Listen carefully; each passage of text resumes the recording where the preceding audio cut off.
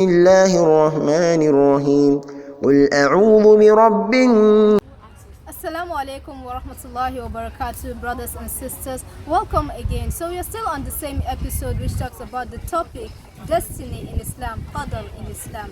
So, on the last video that we did, we talked about the meaning of Islam, the meaning of qadar in Islam and its significance in Islam, and also about its significance to a Muslim's faith. So, on this next video, we'll be talking about the misconceptions in qadar, because of course people have questions and questions to be answered. Assalamu alaikum wa rahmatullahi. Wa alaikum salam wa rahmatullahi wa barakatuh. Okay, so Scholar Abdul Hafiz, people have been asking based on the last video that we made, and then there's been like, he said there's Allah's will, Allah's plan on us, on the Muslims and everything. So we want to know, we have Allah's divine will and we have human free will. So can you differentiate between Allah's divine will and human free will in Islam?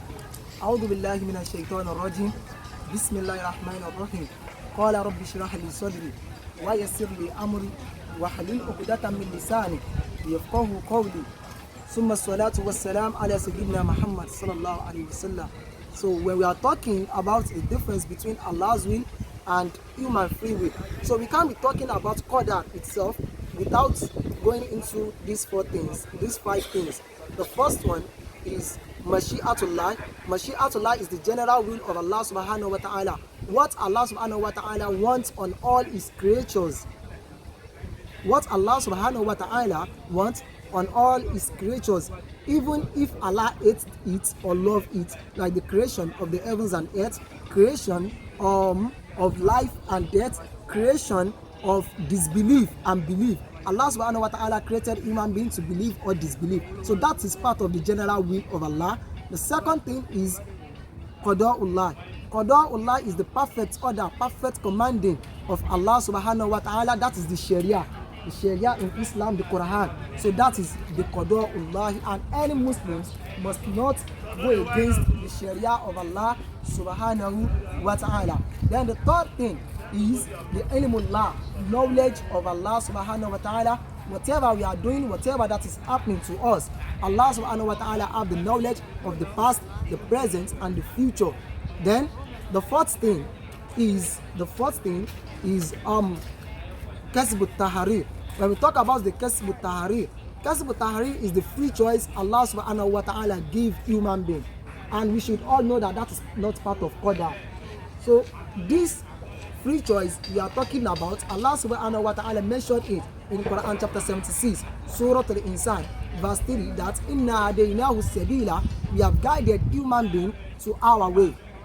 Imma shakiran wa imma kafura, either he will be grateful or not. According to Ibn Abbas said that the free we have, the guidance that Allah subhanahu wa ta'ala is talking about in that surah is, in that verse, is the light, the free choice that Allah subhanahu wa ta'ala has given us to choose between the bad and the good thing. So if Allah subhanahu, whatever that is destined to happen to human being, Allah subhanahu wa ta'ala will never punish human being for that. So your kasb al-tahrir, your free choice, what you are asked to choose, you can choose either the good or the bad. But if you want to choose the bad, you must know that that will go against the Qada'ullahi, the command of Allah subhanahu wa ta'ala. So Allah will punish you for that. So, and when you choose the good, so Allah subhanahu wa ta'ala will reward you for that. So a murder that kills someone, you did not kill out of destiny of Allah subhanahu wa ta'ala. The person does not kill out of the destiny of Allah subhanahu wa ta'ala. So you choose it yourself. Allah subhanahu wa ta'ala explained this in Quran chapter 7, verse 27, that وَإِذَا فَعَلُوا فَاحِشَةً, and when human being commits a bad thing or commits an adultery or kill his fellow human being, he will be saying, قَالُوا وَجَدْنَا عَلَيْهَا آبَاءَنَا, we met our forefathers doing it, and وَاللَّهُ أَمَرْنَا بِهَا, and it is Allah subhanahu wa ta'ala that command us to be doing that. Allah now replied, you, O Prophet, tell them, inna Allah la ya'muru bil fahsha'i, Allah subhanahu wa ta'ala will never command you to be doing bad. So Allah subhanahu wa ta'ala will never command someone to kill other person. So you choose it yourself. You choose to kill. Even the shaitan, the iblis, la'anatullahi alayhi, the shaitan can never confuse you to kill someone. Shaitan can only beautify a bad act for you. So when Shaitan beautify it, so you will think that, oh, okay, there are sometimes that we ourselves, we do think that, okay, what should I do? Should I do the right thing or bad thing?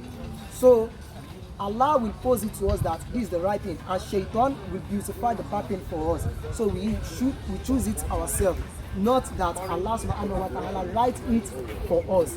So that is the difference between Allah's will. Allah's will, it can either be good or bad, but if you are in a bad position, Allah wants to lift you up to the good position.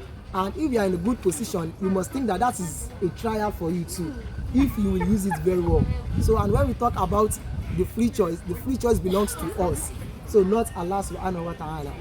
So that is all I can say about the difference between Allah's will and human free will. That's indeed a clear perspective.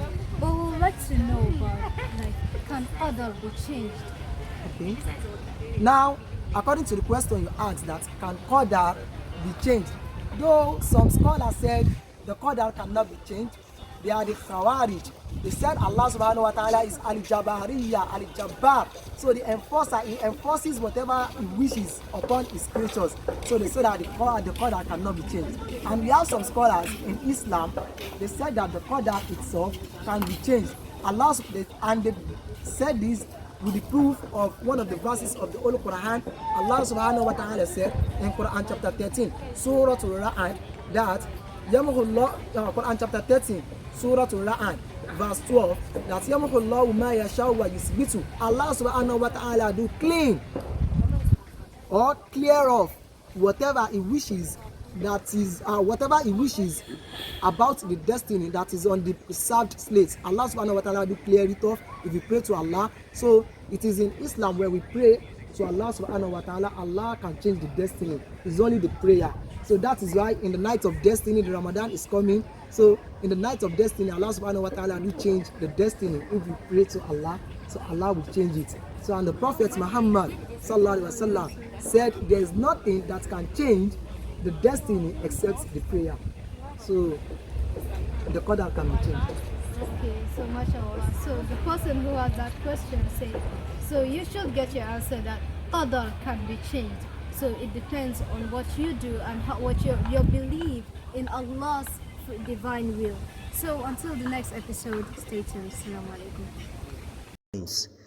لا إله إلا الله وحده لا